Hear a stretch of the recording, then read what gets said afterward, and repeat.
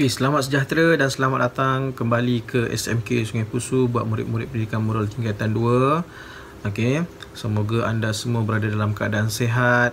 Okey, tidak ada masalah untuk menghadiri kelas saya, dan saya tahu ada pelbagai masalah yang ada ketika PKP ni. Ada yang tiada data, ada yang tiada peranti.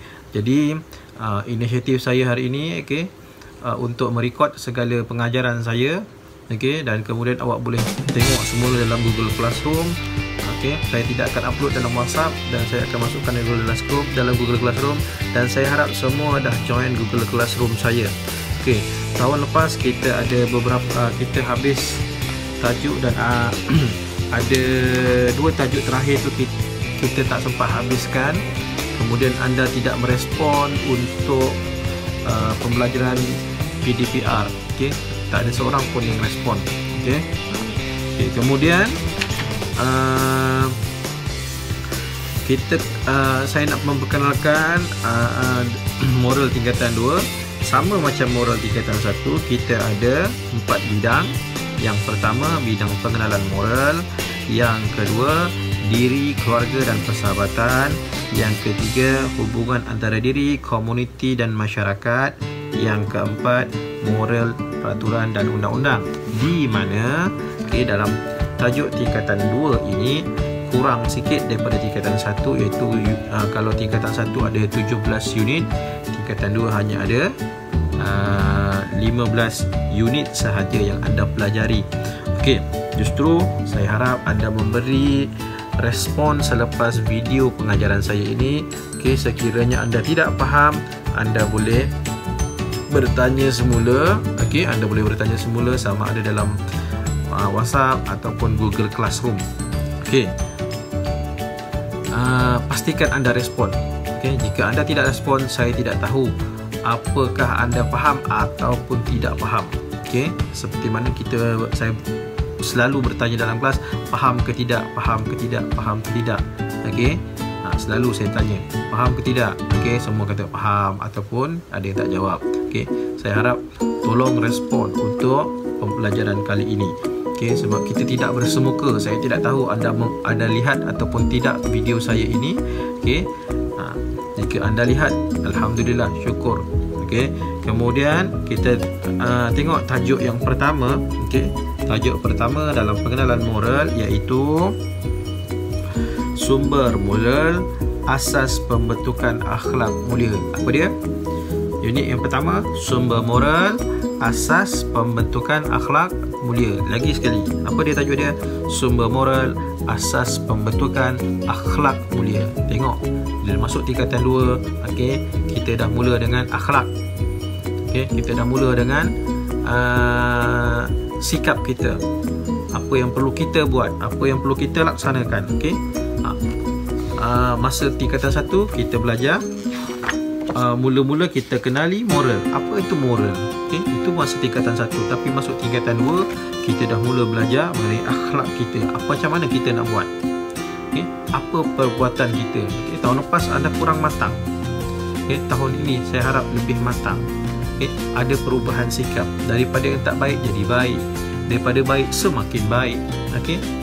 Saya harap sikap-sikap yang negatif pada tahun lepas diubah menjadi sifat-sifat yang positif. Mana yang malas jadi rajin, mana yang rajin semakin rajin. Inilah moral. Semakin tinggi nanti awak belajar, semakin mendalam kita belajar. Dan ini ada dan moral, saya ingatkan lagi sekali, kita perlu ingat banyak nilai. Nilai-nilai yang perlu ada dalam diri kita perlu keluarkan. Dan itu yang kita akan jelaskan dalam peperiksaan mana sekalipun. Mesti akan ada nilai. Setiap pembelajaran kita kat sekolah mesti ada nilai. Awak beruntung sebab moral ni memang akan belajar nilai. Awak belajar matematik, mesti ada cikgu akan bagi tahu nilai. Belajar sains pun ada nilai. Belajar bahasa Melayu pun ada nilai. Moral memang awak kena huraikan nilai tersebut, lontarkan nilai tersebut dalam diri kita sendiri. Untuk jadikan kita tunjukkan kita jadikan kita lebih baik, tunjukkan kita lebih baik. Itulah moral. yang kita belajar tingkatan 1. Saya tak nak ulas sebab saya dah ulas tahun lepas. Cuma kali ini kita nak tengok bagaimana. Okey.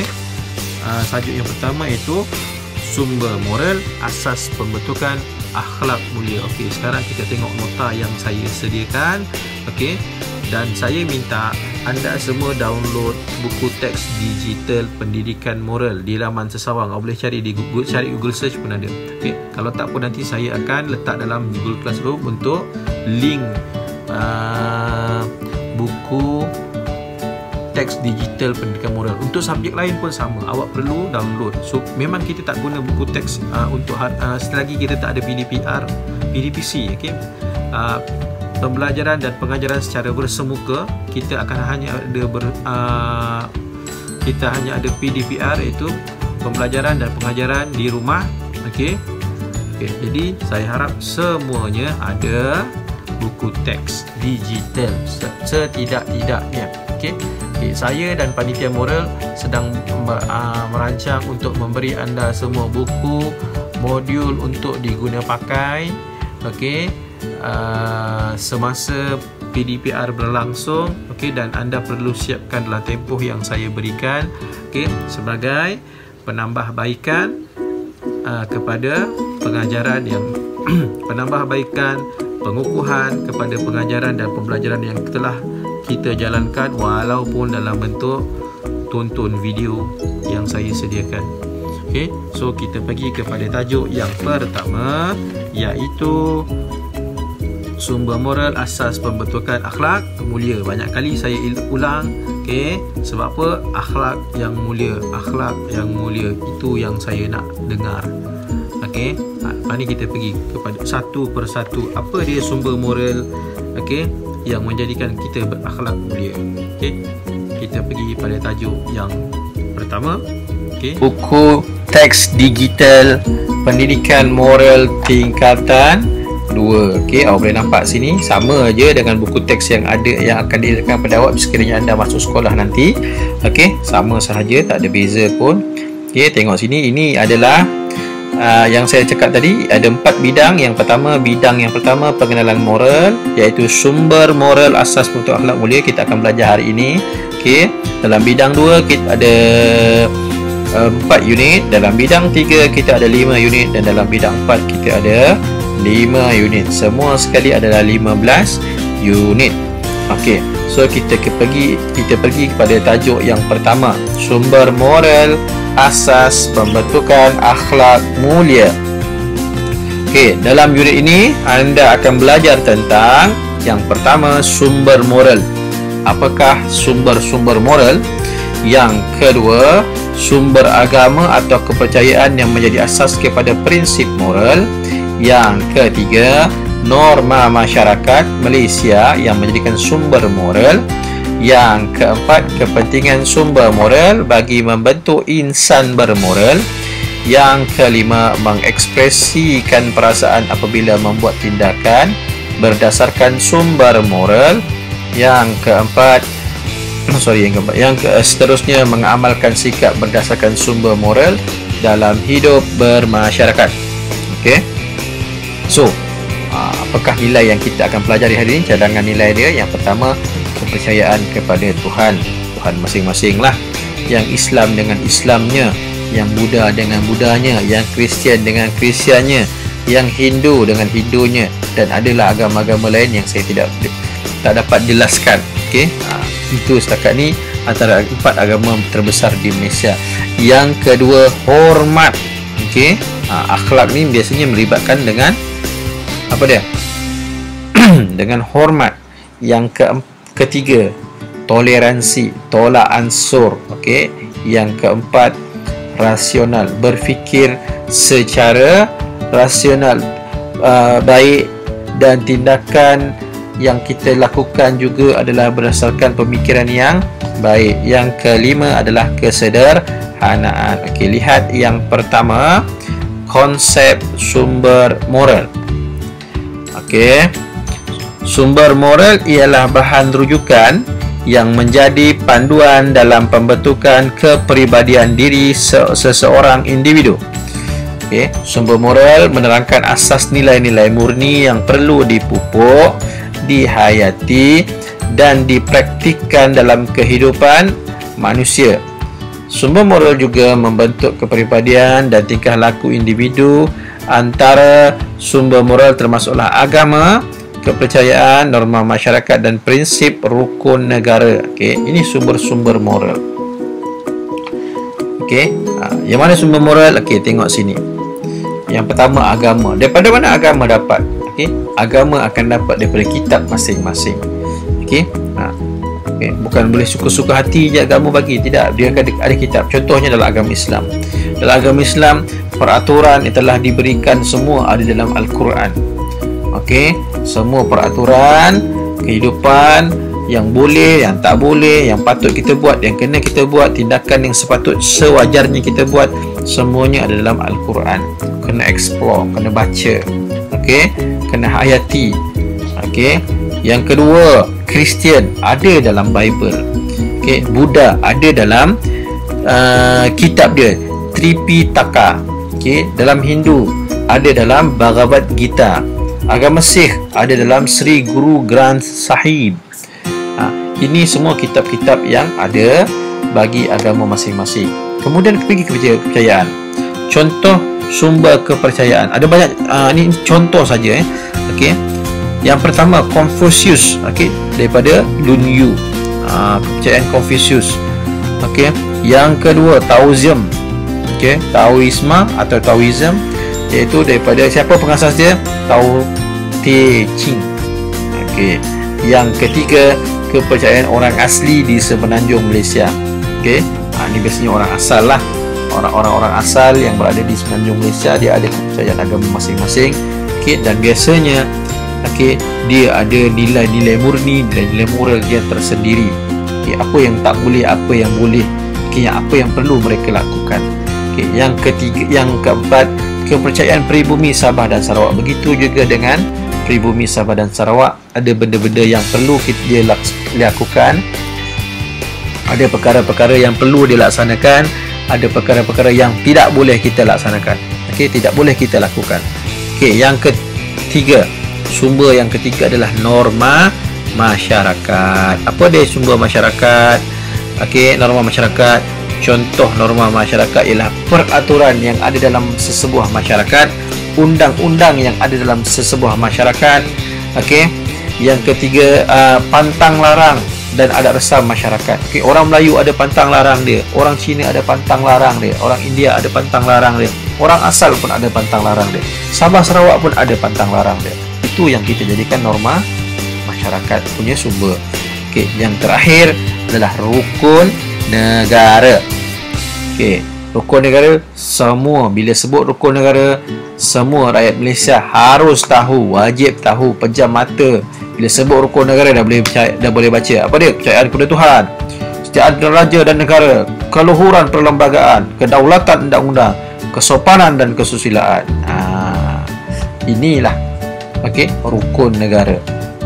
Okey, kita tak nak bahas mengenai rukun negara. Okey, cuma kita nak tengok sedikit je. Awal-awal dia sebut apa? Kepercayaan kepada Tuhan.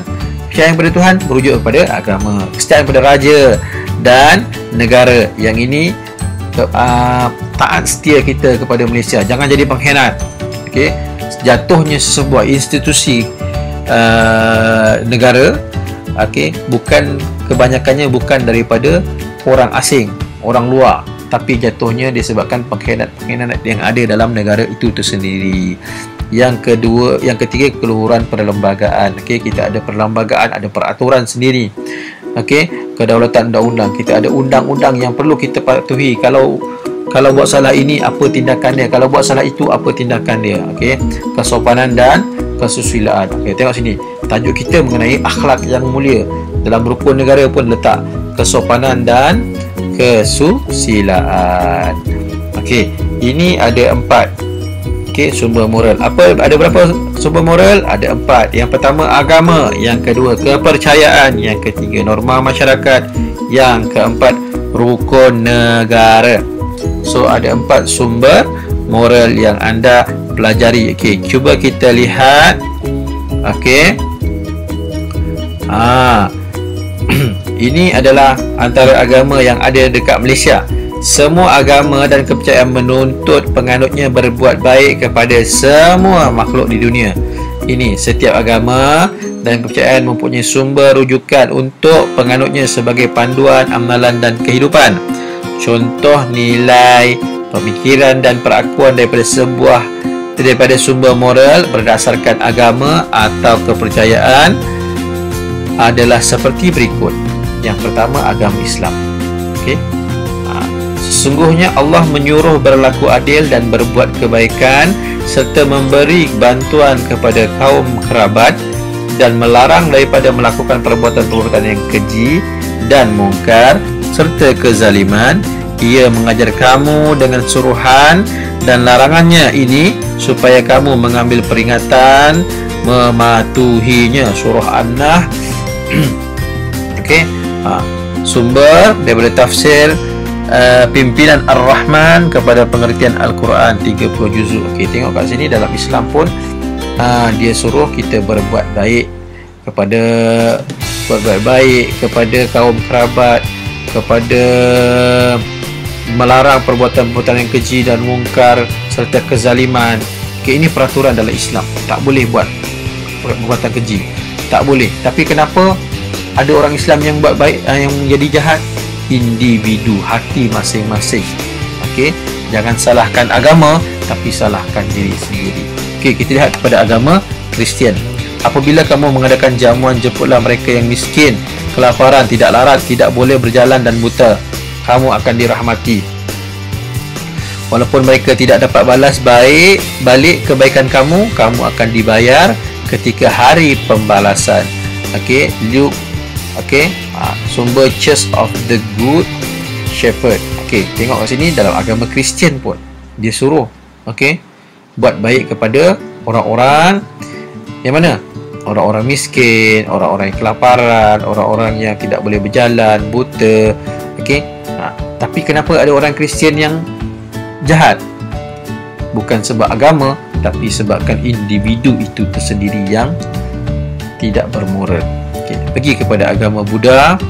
Okey, pemikiran manusia sukar untuk diawasi dan akan sentiasa mengembara sesuka hati. Oleh itu seseorang yang bijaksana sentiasa sedar akan pemikirannya, sama ada pemikiran baik atau tidak. Pemikiran yang baik akan selalu membawa kebahagiaan. Okey, ini daripada sumber Young Buddhist Association of Malaysia. Okey, tengok kat sini. Dia suruh kita ayat ni dia suruh kita untuk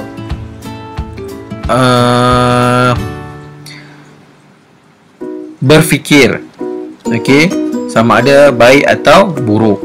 Tapi kenapa ada yang tak baik? Ada yang berfikir tidak sedemikian rupa. Sebabnya apa? Bukan sebab agama, tapi sebab individu. Okey, saya ulang, sebab individu. Kita pergi kepada agama Hindu. Okey, setiap peranan yang dipikul mempunyai tanggungjawab. Laksanakan tanggungjawab anda sebaiknya tanpa mengharapkan balasan. Anda mempunyai hak untuk melaksanakan tugas yang ditetapkan, tetapi anda tidak berhak mendapat hasil tugasan tersebut. Jangan sekali-kali menganggap diri anda sebagai punca hasil tugasan tersebut maupun mengelak diri daripada melakukan tanggungjawab anda.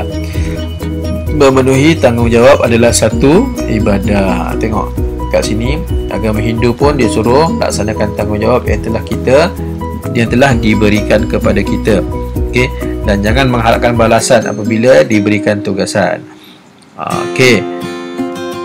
Okey, kenapa ada yang tidak melakukan tugasan? Adakah agama Hindu menyuruhkan? Tidak.